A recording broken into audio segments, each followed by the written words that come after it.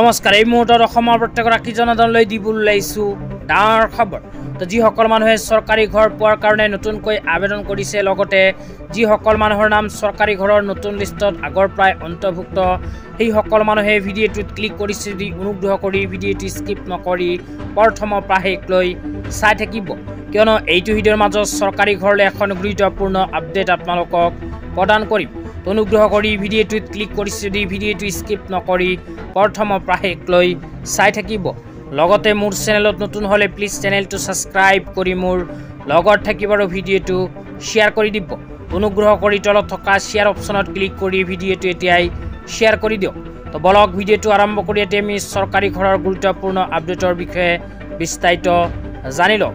তো যিসকল মানুহে নতুনকৈ চৰকাৰী ঘৰ পোৱাৰ কাৰণে আবেদন কৰিছে, লগতে যিসকল মানুহৰ নাম আগৰ পৰাই চৰকাৰী ঘৰৰ নতুন লিষ্টত অন্তৰ্ভুক্ত হৈ আছে কিন্তু এতিয়ালৈকে চৰকাৰী ঘৰত টকা পোৱা নাই, সেইসকল মানুহে অতি শীঘ্ৰে কৰি লওক এইখন কাম। তো কি কাম কৰিব লাগিব আপোনালোকক জনাই আছোঁ, অনুগ্ৰহ কৰি ভিডিঅ'টো স্কিপ নকৰি চাই থাকিব।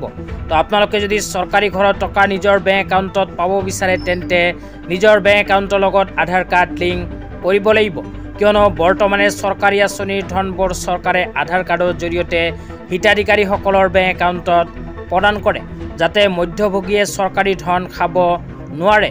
সেইকাৰণে আধাৰ কাৰ্ডৰ জৰিয়তে চৰকাৰী ধনবোৰ হিতাধিকাৰীসকলে নিজৰ বেংক একাউণ্টত লাভ কৰে। তো আপোনালোকে যদি এতিয়ালৈকে বেংক একাউণ্টৰ লগত আধাৰ কাৰ্ড লিংক কৰা নাই, তেন্তে মোবাইল স্ক্ৰীনত চাব পাৰিছে এনেকৈ এখন ফৰ্ম ফিল আপ কৰি নিজৰ বেংক ব্ৰাঞ্চত গৈ জমা দিয়ক। তো ফৰ্মটো কেনেকৈ ফিল আপ কৰিব লাগিব প্ৰথমে আপোনালোকক জনাই দিছোঁ। তো ইয়াতে প্ৰথমে লিখা চাব পাৰিব দ্য ব্ৰাঞ্চ মেনেজাৰ, তাৰ তলত আপোনালোকে ব্ৰাঞ্চৰ নাম লিখিব আৰু কোনখন বেংকত একাউণ্ট বনাইছে সেই বেংকৰ নাম লিখি দিব। তাৰপিছত ৰাইট ছাইডত লিখা চাব পাৰিব ডেট, তো ইয়াতে আপোনালোকে তাৰিখটো লিখি দিব। তাৰপিছত লিখা চাব পাৰিব ডিয়াৰ ছাৰ একাউণ্ট নং, তো ইয়াতে আপোনালোকে নিজৰ একাউণ্টৰ নম্বৰটো লিখিব আৰু নিজৰ নামখন লিখিব লাগিব।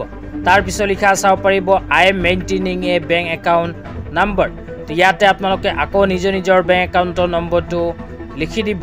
তো এইখিনি কৰাৰ পিছত তলত ৰাইট চাইডে চাব পাৰিব ছিগনেচাৰ বাই থাম্ব ইমপ্ৰেশ্যন, তো ইয়াতে আপোনালোকে নিজৰ ছিগনেচাৰখন কৰিব লাগিব। তাৰপিছত আপোনালোকে 4টা অপশ্যন চাব পাৰিব। 4টা অপশ্যনৰ মাজৰ পৰা প্ৰথম অপশ্যনত লিখা চাব পাৰিব I wish to change my account, তো I wish to change my account যে লিখা আছে, ইয়াতে আপোনালোকে নিজৰ একাউণ্ট নম্বৰটো লিখিব আৰু প্ৰথম অপশ্যনটো টিক কৰিব। এইখিনি কৰাৰ পিছত আকৌ অকণমান তলত আহিলে চাব পাৰিব ছিগনেচাৰ বাই থাম্ব ইমপ্ৰেশ্যন, তো ইয়াতে আপোনালোকে নিজৰ ছিগনেচাৰখন আকৌ কৰিব। তাৰপিছত মোবাইল নম্বৰ দিব, নাম লিখিব, ইমেইল এড্ৰেছ দিব লাগিব। তাৰপিছত আকৌ তলত আপোনালোকে নিজৰ ছিগনেচাৰখন কৰি দিব। এইখিনি কৰাৰ পিছত ফাইনেলি ফৰ্মখন ফিল আপ কৰা হৈ যাব। ফৰ্মটো ফিল আপ কৰাৰ পিছত এইখন ফৰ্মৰ লগত নিজৰ বেংক একাউণ্টৰ জেৰক্স কপি আৰু আধাৰ কাৰ্ডৰ জেৰক্স কপি সহ নিজৰ বেংক ব্ৰাঞ্চত গৈ জমা দিলেই বেংক একাউণ্টৰ লগত আধাৰ কাৰ্ডখন লিংক হৈ যাব। তো ফৰ্মখন আপোনালোকে যিকোনো কম্পিউটাৰৰ দোকানৰ পৰাই কালেক্ট কৰি ল'ব পাৰিব। তেনেকুৱাকৈ যিসকলে আধাৰ কাৰ্ডৰ লগত বেংক একাউণ্টৰ লিংক কৰা নাই, সেইসকলে অতি শীঘ্ৰে কৰি ল'ব। তো